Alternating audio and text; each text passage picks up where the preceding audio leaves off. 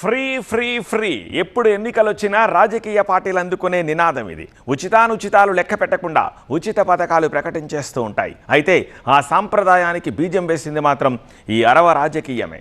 అందుకే అసెంబ్లీ ఎన్నికల వేళ తమిళనాట ఉచితాల జాబితా టెంపుల్ రన్లా పరుగులు పెడుతోంది. ఆ వివరాలేంటో చూద్దాం. తమిళనాట ఈసారి అధికార మార్పిడి జరుగుతుందా లేదా అనే విషయం పక్కన పెడితే దాన్ని చేజిక్కించుకోవడానికి ఒకరు, కాపాడుకోవడానికి మరొకరు చేస్తున్న ప్రయత్నాలు మాత్రం ఊహకందని విధంగా ఉన్నాయి. ఓటర్లను తమ వైపు తిప్పుకునేందుకు ఉచిత పథకాల ప్రకటనలో ఒకరిని మించి మరొకరు అన్నట్టుగా వ్యవహరిస్తున్నాయి ప్రధాన రాజకీయ పార్టీలు. ఒక రకంగా చూస్తే అక్కడ ఉచితాలకు వేలంపాట జరుగుతున్నట్లు కనిపిస్తోంది. ప్రస్తుతం డిఎంకే మహిళలకు 1000 రూపాయల ఆర్థిక సాయం అందిస్తుంటే తాము అధికారంలోకి వస్తే దాన్ని 2000కు పెంచుతామంటుంది అన్నా డిఎంకే. దీంతో మళ్లీ అధికారంలోకి వస్తే తామే 2000 చేస్తామంటుంది డిఎంకే. విజయ్ మరో అడుగు ముందుకు వేసి తనను గెలిపిస్తే అర్హత గల మహిళలకు నెలకు 2500 రూపాయలు ఇస్తానంటున్నారు. ప్రస్తుతం పెన్షన్ మొత్తం 1200 కాగా దాన్ని 2000కు పెంచుతామంటోంది అన్నా డిఎంకే.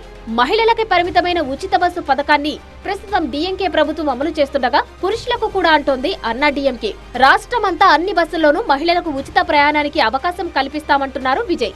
మహిళల ఆర్థిక చేయూత కోసం డిఎంకే 10,000 ఇస్తామంటుంటే టీవీకే 15,000 ఆఫర్ చేస్తుంది.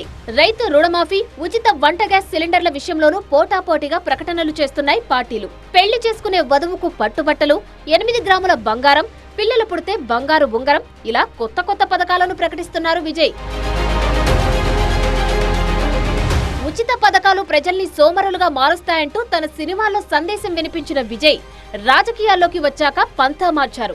వర్గాల వారీగా మీటింగ్లు పెడుతూ ఆయా వేదికలపైనే ఉచితాల వర్షం కురిపించేస్తున్నారు. மாதம் 2500 ரூபாய் இத்திட்டத்தின்படி ஒவ்வொரு குடும்பத்திற்கும் வருடத்திற்கு 6 கேஸ் சிலிண்டர்கள். அதற்காகவே நம் தங்கைகளின் திருமணத்திற்காக 8 கிராம், அதாவது 1 பவுன் தங்கமும் அல்லது பாதுகாவலருக்கும். అయితే తమను చూసి ఉచిత పథకాలను కాపీ కొడుతున్నారంటూ విజయ్ పై వ్యంగ్యాస్త్రాలు సంధిస్తున్నారు డిఎంకే అధినేత స్టాలిన్. மற்ற அரசியல் கட்சிகள் எல்லாம் ஏதோ இன்ஸ்டால்மெண்ட்ல தேர்தல் அறிக்கையை வெளியிட்டு இருக்காங்க. நம்முடைய திராவிட மாடல் சார்பில் நாம் நிறைவேற்றி கொண்டிருக்கக்கூடிய திட்டங்களை டாப் அப் பண்ணி அப்படியே காப்பி எடுத்து அறிவிக்கிறாங்க. அவ்வளவுதான். ஏன்னா அவங்களுக்கும் வேற வழி இல்ல. நம்ம ஆட்சியில நிறைவேற்றிருக்கக்கூடிய திட்டங்களை இனி யாராலும் மாற்ற முடியாது, ఎవరాலும் நிறுத்த முடியாது. డిఎంకే టీవీకేలకు ఏమాత్రం తగ్గకుండా ఉచిత పథకాలను ప్రకటిస్తోంది అన్నా డిఎంకే. வாழ்வாதார உதவியாக குடும்ப அட்டைதாரர்களுக்கு ஆண்டுக்கு 3 கேஸ் சிலிண்டர்கள் வழங்கப்படும். ரூபாய் 1200 இருந்து 2000 உயர்த்தி வழங்கப்படும். வங்கியில் பெற்ற கல்வி கடன் தள்ளுபடி, மாணவர்கள், இளைஞர்கள், பெற்றோர்கள் நலன் காக்கும் பொருட்டு வங்கிகள் பெற்ற கல்வி கடன் தள்ளுபடி செய்யும் வகையில் అత్తొగయి అరసే ఏర్కం. దేశ రాజకీయాల్లో ఉచిత పథకాల శకం మొదలైంది తమిళనాడులో అయినప్పటికీ ఈసారి అంతకు మించినట్టుగా ఫ్రీ బీస్ విషయంలో దూసుకెళ్తున్నాయి పార్టీలు.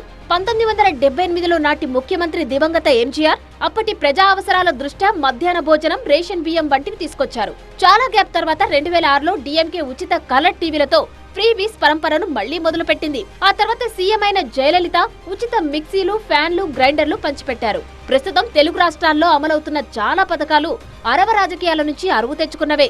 అలా ఇప్పటికీ ఉచితాల జోరు తమిళనాట కొనసాగుతూనే ఉంది. అయితే డిఎంకే లేదంటే అన్నా డిఎంకే మార్చి ఉచిత పథకాలను ప్రకటించి ప్రభుత్వాలను ఏర్పాటు చేస్తూ వస్తున్నాయి. ఇప్పుడు మూడో పార్టీగా విజయ్ టీవీకే ఎంటర్ కావడంతో ఈ ఉచిత పథకాలు ఎవరికి లాభం చేకూరుస్తాయి, ఎవరికి నష్టం చేకూరుస్తాయన్నదే చర్చనీయాంశంగా మారింది.